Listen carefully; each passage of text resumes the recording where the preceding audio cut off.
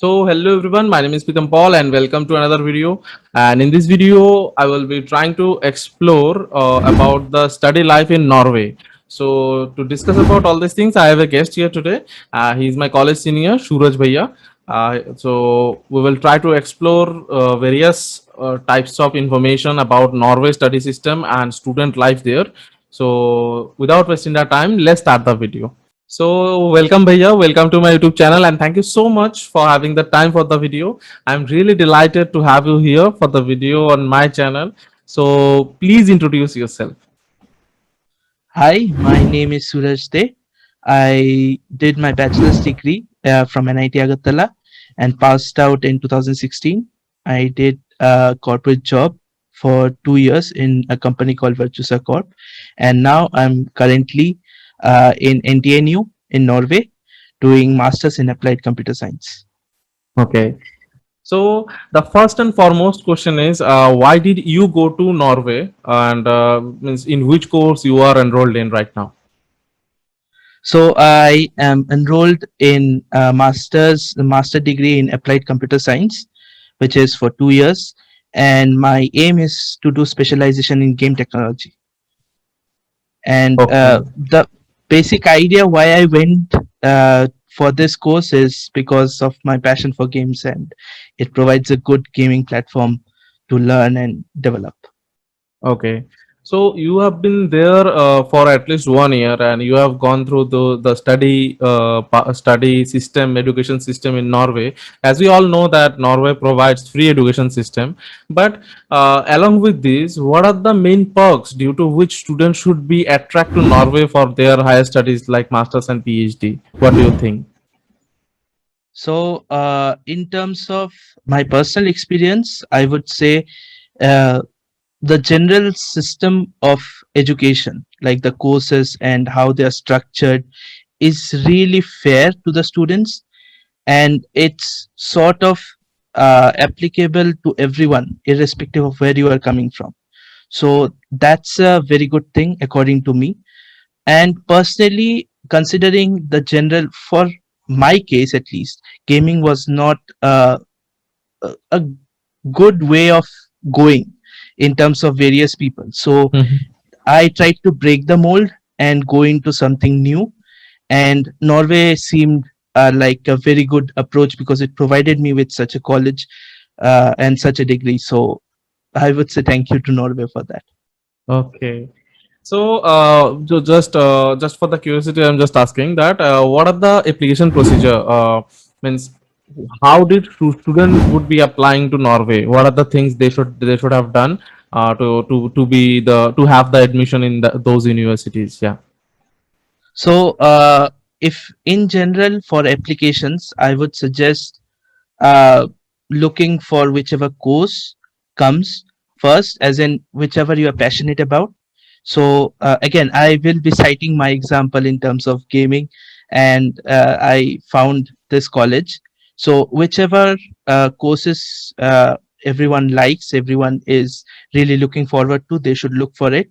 After that, they should go into the eligibility criteria and then the cost structure and the various subjects and courses which could match with their expectations. Ultimately, if everything fits together, then I should suggest that you go for the colleges. There are plenty of colleges in Norway, so whichever you see fit, that you should go for it. Okay, Bhaiya. So, let's just go to a deeper section. Like, what are the entrance exams they should go for? Like, as I know that IELTS, then is there a need of any GRE and all? And these are the things. So, can you just tell about this? That what are the exams they should go for the admission? Sure. So, in terms of general sense, I would say IELTS is very important. 2FL is also applicable in few colleges, but IELTS is more profound in the European structure. So, I would say you should go for IELTS. Next of all, in terms of GRE, it's going to boost your profile, but it's not that mandatory. There are few colleges like in Germany and other places where letter of recommendation is given great much importance. But for me personally, I did not require any letter of recommendations for Okay. getting into the college or applications. Okay. So I would say it's to be kept in the back seat, but not given that much importance for it, especially for Norway, I would say. So these are the general requirements. And other than that, I would say if you are going for a course, then you should properly look at the various eligibility criterias. Like, for example, some courses have few credits required in mathematics or some coding sections. So these are to be looked at as well. Okay, that means the ECTS criteria are very important. Is that Yes, so? yes, yes, Okay. yes. So, guys, if you wanna look after for the Norway just courses, so I will be giving a link in the description. There will be a website. So go through that, and you can search over the courses in for Norway. Okay, in that website you will find everything, and in that portal you will find the official website link also, so that you can go to the official website and check by yourself that what are the eligibility criteria and all, and means for example IL bandwidth course, and also you can check everything. So don't worry, I will be giving the link in the description. Okay, and the thing is, bhaiya, let's just talk about the fee structure. Obviously it's free education system, you do not need to pay anything, but is there any other, like for example in Germany you need to give some semester contribution like 200 euros, 300 euros and all. So is there any criteria there also? Yeah, there is some contributions that have to be done, Yeah. but it's like almost like 6,000 rupees, if I may say. Or So per it's semester? per semester, 6,000 Okay, that's a rupees per very tiny semester. amount. Yeah. Yes, it's generally to boost the various architectural stuff and other administrative stuff. But in general, even the websites mention that there are no specific tuition fees. The only fees that you have to pay is basically the amount is about like it is mentioned in the UDI for Norway, which is the immigration department for Norway, and it is for the living expenses. It's mainly to ensure that you can live for at least 1 year and complete at least part of your education and worry less about part-time jobs and other stuff. So Okay, so that the topic you have uttered, that part-time job, I would like to ask about that one also. That what is the part-time job opportunity? Means if I just not considering, I'm not considering about the COVID-19 pandemic situation in general. What do you think? What is the part-time job opportunity for students there? so And please mention about the pandemic situation also there, as you have been there in 2020. You have gone to there. So please tell us about that one also, your experience. Yeah. of course. So let me start with the non-pandemic situation. Yeah. In general sense, I would say the job structure is average. I would not say too much. You can get small jobs. Like my friends are doing work in various restaurants and various places, like in Oslo, in Jovik as well. There are various places where you can get job. The college itself also provides opportunities for people to get like part-time student assistant or teaching assistant slash learning assistant opportunities. Now you have to make a good rapport with the teachers and professors, but once they are they know about you, understandably you can apply and then get some good grace uh, into these applications. So it's just about understanding when and where you can apply, and finally you just get into the job scenario. Okay. So as you have said that people or student can get some jobs in restaurants and various shops and places. So let me ask you another thing, which is very important. If I just talk about, if I as I know that about Germany, that you need to have the German language, basic German language knowledge also. So is there any criteria there also? Is it fit for Norway? The same thing, that you need to know So the local language and you to get a job and all? so in terms of local language, which is Norwegian would help you definitely to get more jobs, because you would be communicating better with the people in the shops. But if you are not that much equipped with Norwegian, most people here speak English as well. So you can talk and communicate well still, but the opportunities will be lesser than the people who speak Norwegian. And by the time, if you take like roughly 6 months to settle in, and then go for jobs, there are many courses. Like my college actually provides a separate course for Norwegian as well, which you can take and get proficient. So there are plenty of opportunities to get better, and it's all about you to take charge. Okay, that's really very unorthodox. The as like as Germany, there are very orthodox systems. Like you have to know the German to get a part-time job and all. So that's really nice about Norway, I guess.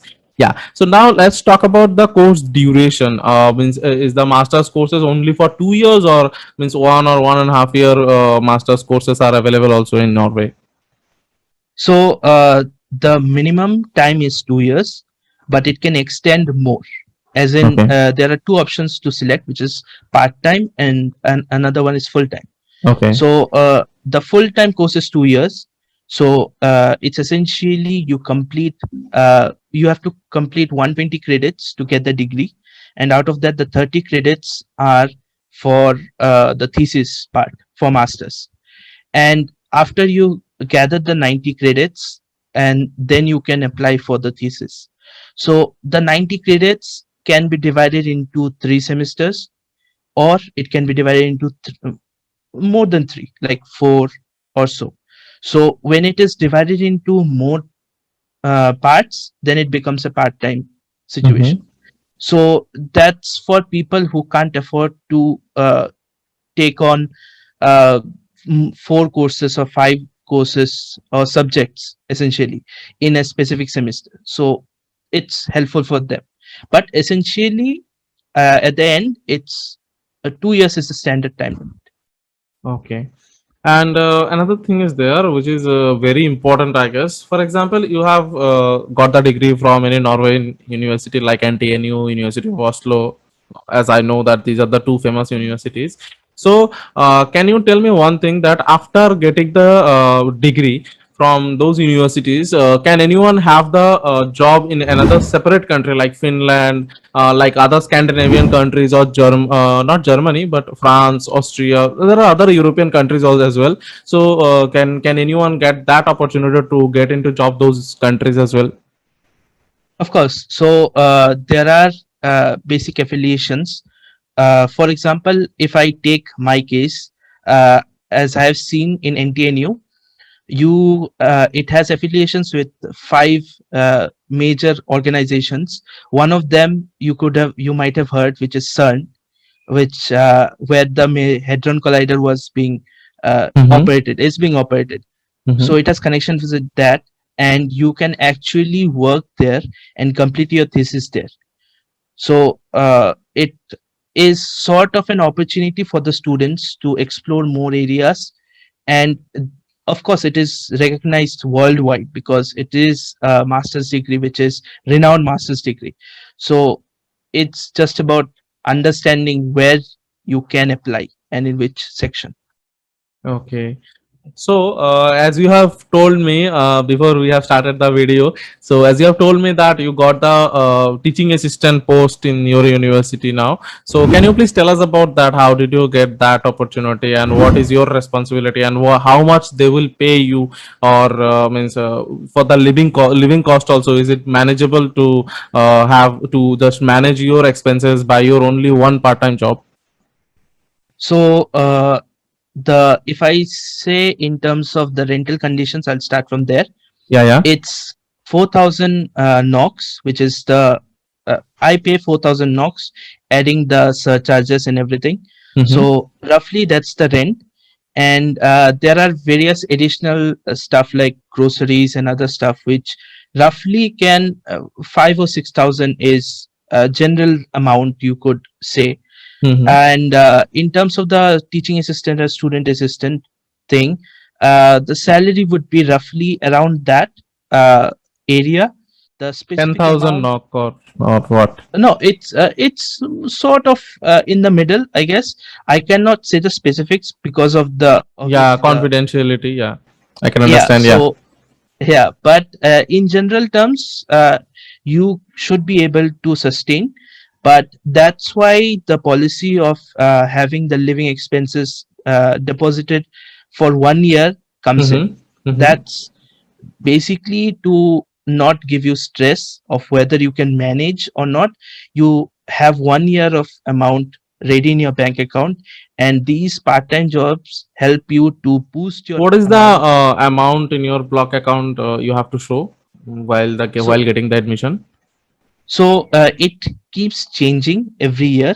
Yeah. So right now it's I think it's around 126000 knock, which is roughly around 11 lakhs or so in terms of rupees. Okay. And but for my case, I think it was 10 lakhs or something. Mm-hmm. So the exact amount, you can find it in UDI website, which is Yeah. the immigration website for Norway. Okay. Okay, Bhaiya. This is another thing which I know and I really want you to explain. That's why I'm asking. So you went there at the time of the COVID-19 pandemic when it hit the Europe and India as well in 2020. So how did you manage all the things and you went there? It's like means it's a really means, it's a miracle, I guess. Means how can Yeah. anyone go to that country in the time of the pandemic? So please tell us about your experiences.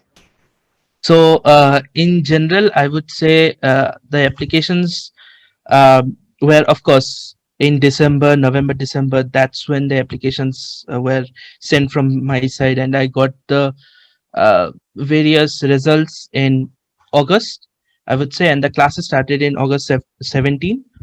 So for my year, it was decided that the first semester would be digital, and for that reason, I did not have to focus on traveling for the first semester, but it was made mandatory that the second semester would be physical. So they gave various accommodation information and the visa information. So these things were provided by the college itself. It was very helpful, and I applied for visa in around September to October part, which roughly takes about 1.5 months for the visa to come in. And then there were some flight issues because of the COVID-19 pandemic. The flights were getting uh, blocked and then cancelled and other stuff. And then the lockdown situation was there as well. So for that very reason, I I guess the tickets were kind of changing hands. In January, somehow I managed to get on board the flight, and after an 18-hour or more journey, I reached Norway. Of course, I do have to mention that you have to have the COVID-19 uh, the certificate, the negative certificate as well. But now I guess the vaccine will help in terms of not having that. Yeah, if For anyone is having vaccine, one of my friend is going to UK. So he told me that yeah, if you get the vaccine, then the traveling would be very easy if you get the vaccine. Yeah. Yeah, so that was the situation. But when I came here, especially after reaching Norway, I had to take a test again, and the test was done in the airport itself, and the results were sent to me after a few weeks. From the airport, I was sent to a quarantine hotel in Oslo, where I had to stay for 10 days. The cost was taken care of by the college, and after 10 days, I was cleared off, and I took the train to Oslo Central Station and then to Jovik, and then my room was ready, so I just came in and joined. So that was the traveling experience from India to here. Okay. So thank you so much, Bhaiya, for sharing all the informations and in experiences to all the viewers. Though this is the ending part. Would you like to give any tips? Would be studying in Norway for master's degree? I would say the conditions are different for sure because of the long nights and long days situation, which I am sure everybody will get overwhelmed by. I mean, I was too, but certain situations like these will come, and you just have to cross over it, and ultimately, it will be a fruitful experience. Okay. So this is the ending part of the video, guys. And if you really found this video useful, if you think that I am doing a good work by sharing all the videos with you guys, so please support the channel.